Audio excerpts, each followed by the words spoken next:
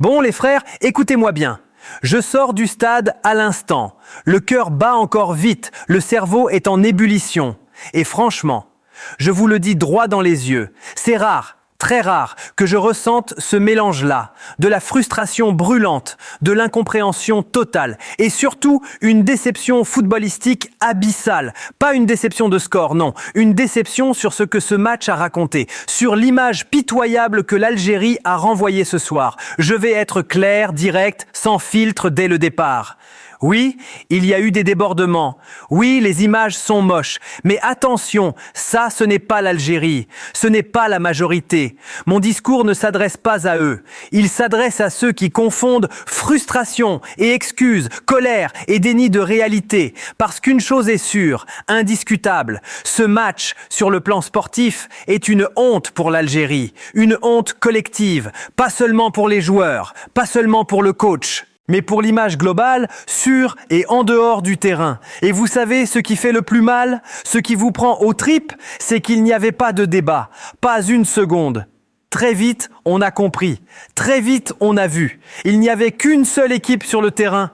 L'autre, elle subissait, spectatrice de son propre naufrage. Honnêtement, j'ai eu l'impression d'assister non pas à un choc du football africain, mais à une séance d'entraînement grandeur nature du Nigeria. Une opposition sans résistance, une domination tranquille, presque insolente. Des joueurs comme Osimhen, Lookman, Simon.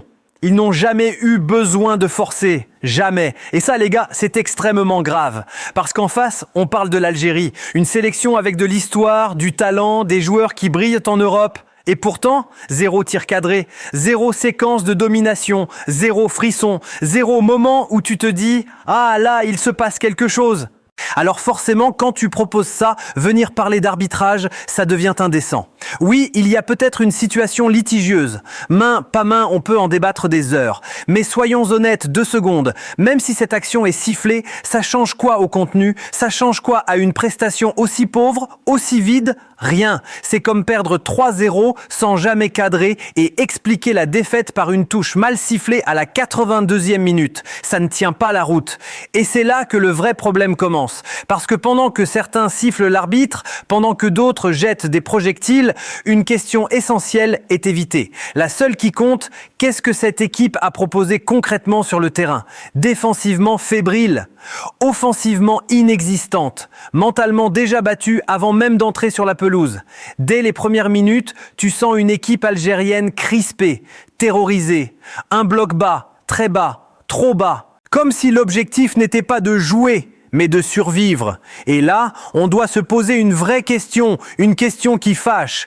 Depuis quand l'Algérie est une équipe qui assume le bloc bas en Afrique? Ce n'est pas dans son ADN, ce n'est pas son identité. Et surtout, ce n'est pas adapté à ce type d'adversaire. Le Nigeria, ce n'est pas une équipe que tu attends. C'est une équipe que tu dois agresser, presser, empêcher de respirer, les forcer à allonger, couper les circuits vers Iwobi, vers les ailiers. La Tunisie l'a fait pendant un quart d'heure et ça a suffi pour les faire douter. L'Algérie, elle, a fait l'inverse. Elle a reculé, elle a subi, elle a espéré. Et quand tu espères face à une équipe aussi puissante, aussi sûre d'elle, tu t'exposes à la punition. Maintenant, il faut aller plus loin. Parce que ce match ne sort pas de nulle part. Ce n'est pas un accident isolé. Ce qu'on a vu ce soir, c'est l'aboutissement logique, tragique, de plusieurs signaux ignorés depuis des mois. Pourquoi ce match compte autant? Parce qu'il résume en 90 minutes toutes les contradictions de cette équipe algérienne. D'un côté, tu as une sélection qui se pense encore comme une grande nation dominante, qui croit qu'elle doit imposer son jeu, dicter le tempo. De l'autre, tu as la réalité du terrain. Une équipe qui doute, qui recule, qui semble surprise par l'intensité du très haut niveau africain. C'est comme arriver à un combat de boxe en pensant jouer aux échecs. Le premier symbole de ce malaise, il est dans l'attitude. Dès le début, tu vois des joueurs algériens hésiter. Personne ne sort vraiment sur le porteur. Les lignes sont étirées, le milieu est aspiré. Et surtout, aucune séquence de possession. Jamais. Défensivement, c'est là que le bat blesse le plus. Prenons des noms, sans acharnement, mais avec lucidité. Mandi, Ben Sebaini, Touba. Individuellement, ils ont des qualités, mais collectivement, ce soir, ils ont été dépassés, non pas par la vitesse pure, mais par la lecture du jeu. Sur le premier but, tout est dit. Le marquage est perdu, l'anticipation est absente, le duel n'est pas assumé. Au lieu d'aller chercher l'homme, on protège une zone vide. Et contre un tueur comme Osimhen, ça ne pardonne pas. Lui, il vit pour ses erreurs. Il n'a même pas besoin de forcer. Il sent l'hésitation et il attaque. Au milieu de terrain, c'est encore plus parlant. Zéro maîtrise, zéro tempo.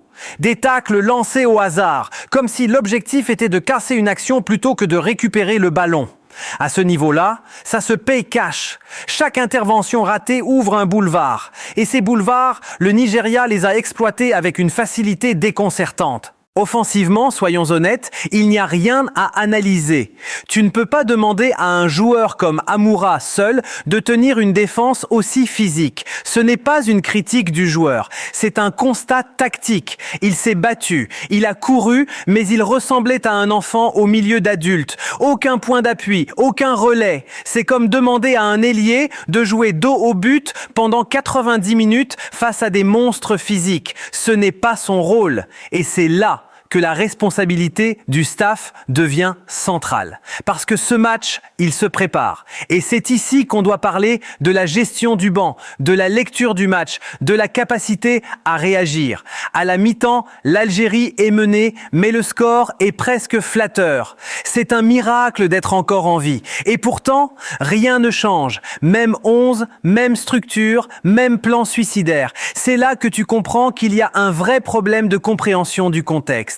En Afrique, tu n'as pas le temps d'attendre la 60e minute pour réagir. Parfois, après 25 minutes, le match te parle déjà. Et ce match hurle les dangers. Les changements arrivent tard. Trop tard, quand le score est scellé, quand l'adversaire gère, quand mentalement c'est fini. Alors maintenant, il faut arrêter de se mentir. Il faut arrêter de chercher des coupables ailleurs. L'arbitre, le complot, la CAF, stop! La vérité est simple et elle fait mal. Tu ne peux pas te plaindre de l'arbitrage quand tu n'as rien proposé. Tu ne peux pas crier à l'injustice quand tu as été dominé dans tous les compartiments du jeu. Tu ne peux pas parler de vol quand tu n'as jamais frappé cadré. Ce match doit servir d'électrochoc. Sinon, il ne restera qu'une humiliation de plus. Regardons les erreurs de lecture qui ont parasité ce match. Première erreur, croire que le problème, c'est l'arbitrage.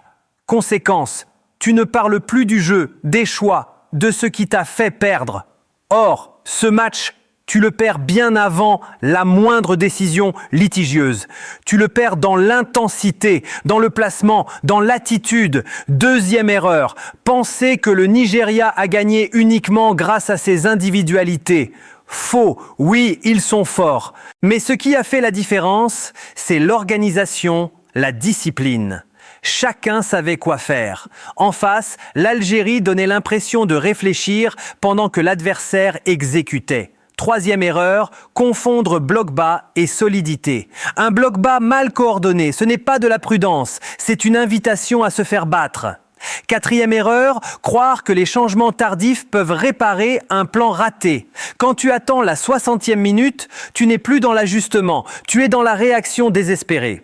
Et tout le monde le sent. Alors concrètement, comment aurait dû être abordé ce match? Face à ce Nigeria-là, il fallait accepter le risque, presser plus haut, les forcer à déjouer, quitte à se faire prendre une fois ou deux. Parce que subir pendant 90 minutes, c'est une certitude de défaite. Ensuite, dans l'animation offensive, il fallait un point d'appui, quelqu'un capable de fixer, de gagner des duels, de permettre au bloc de remonter. Sans ça, chaque ballon récupéré devenait un ballon rendu. C'est là que la responsabilité du sélectionneur est totale. Vladimir Petković est expérimenté, oui, mais ce match a montré un décalage évident avec les réalités du football africain. Ici, la gestion du rythme, de l'impact est fondamentale. Enfin, un mot sur le public. La frustration est légitime, la colère se comprend, mais les insultes, les projectiles, ça ne défend pas une équipe, ça la fragilise. Le football, même dans la défaite, reste un sport. Siffler l'arbitre pendant que ton équipe souffre, c'est trop facile. Pour finir, il faut poser les choses à froid. Ce match n'a pas seulement révélé des limites individuelles, il a mis en lumière un problème d'identité profond. L'Algérie aujourd'hui ne sait plus qui elle est. Est-ce une équipe dominante, de transition, de maîtrise ? Ce soir, elle n'a été ni l'une ni l'autre. Et en Afrique, si tu n'as pas d'idée claire, l'adversaire te l'impose. C'est ce qu'a fait le Nigeria. Un autre point essentiel, la gestion émotionnelle. Quand tu vois des joueurs qui s'énervent, qui contestent, c'est le signe que le match est déjà perdu dans la tête. Les grandes équipes africaines savent rester calmes dans la tempête. L'Algérie ne l'a pas montré. Il y a aussi un message pour la suite. Le statut ne protège plus personne. Le nom sur le maillot ne suffit plus. Ce match aurait pu être un choc équilibré. Il a été une démonstration à sens unique. Alors oui, il faut tourner la page, mais pas en faisant semblant que rien ne s'est passé. Il faut accepter la réalité pour reconstruire. Dernier mot, le football se vit avec passion, mais aussi avec responsabilité. Les critiques sont nécessaires, mais le respect du jeu doit rester la ligne rouge. Ce soir, beaucoup de supporters algériens ont été lucides. Écoutons-les. On se retrouve très vite pour la suite. Abonne-toi, lâche un like si l'analyse t'a parlé et dis-moi en commentaire qu'est-ce qui doit changer en priorité pour cette équipe d'Algérie.